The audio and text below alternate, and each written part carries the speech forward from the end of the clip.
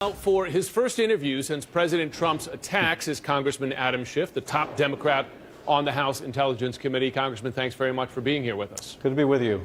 As you're very familiar, the president attacked you directly today on Twitter. He said the following, quote, "Little Adam Schiff, who is desperate to run for higher office, is one of the biggest liars and leakers in Washington," adding, quote, "Adam leaves closed committee hearing to illegally leak confidential information must be stopped!" Exclamation point. I want to ask you on that final phrase there in particular, how do you interpret "must be stopped"? I don't know. It's often hard to understand the president's tweets. But as all the press that have dealt with me know, I'm very careful not to disclose classified information or even things that happen in closed session. So it's a baseless attack. But, you know, look, first he attacked me some months ago calling me sleazy Adam Schiff. Now it's little Adam Schiff, which, I don't know, seems better. It's also confusing. But bottom line is I think it may be time for General Kelly to give the president a timeout. I think the country would certainly benefit from that anyway. You know that oftentimes with the president's tweets, you won't hear backup in effect from the White House. But in this one, we did. You have the White House Deputy Press Secretary Raj Shah. He claims as well that you've been involved in, quote, "a pattern of leaking and using confidential information for, quote, political purposes," again in his words. Have you or your staff ever leaked anything from the Intelligence Committee that should not have been leaked? No, we haven't. But I think what the Trump administration is so concerned about and what they're really pointing to is when the president's son testified in our committee and refused to answer questions about the conversation he had with his father on the subject of the fabrication, that false statement that they produced about the meeting in Trump Tower, we called him out on it. In our committee, when witnesses refuse to answer questions, we do make that public. And indeed, the majority has, as well as the majority did when Steve Bannon refused to answer questions. So they were embarrassed by the fact that the president's son claimed some attorney-client privilege when neither he nor his father is attorney nor client. That's really when this started, when the president's son and the president started attacking him as a supposed leaker.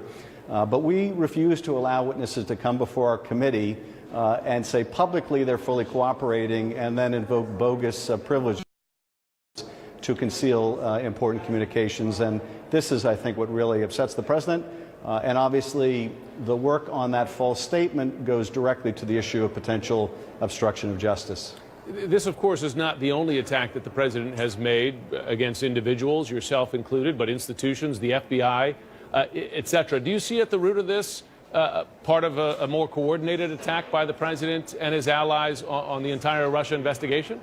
Oh, absolutely. This president, like Nixon, has his own enemies list, and anyone who was involved in the Russia investigation is basically on that list. So, of course, it includes people like Brennan and Clapper and Comey, myself and Warner, all of those who were the subject of this tweet, but also McCabe and Rosenstein and any of the other folks at the FBI, frankly, who were corroborative witnesses when Comey came back from those meetings with the president. Anyone who is either working credibly on the investigation or may be a witness on the obstruction issue seems to merit the most fulsome attack by the president.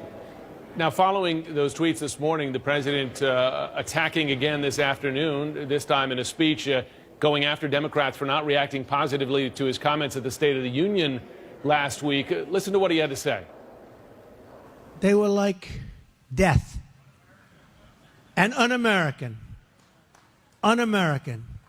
Somebody said treasonous. I mean, yeah, I guess why not? That is a sitting president of the United States.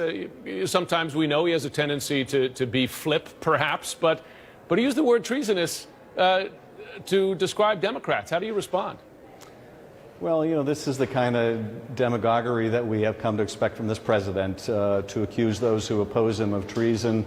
It's the new and only the lowest step that the president has descended to.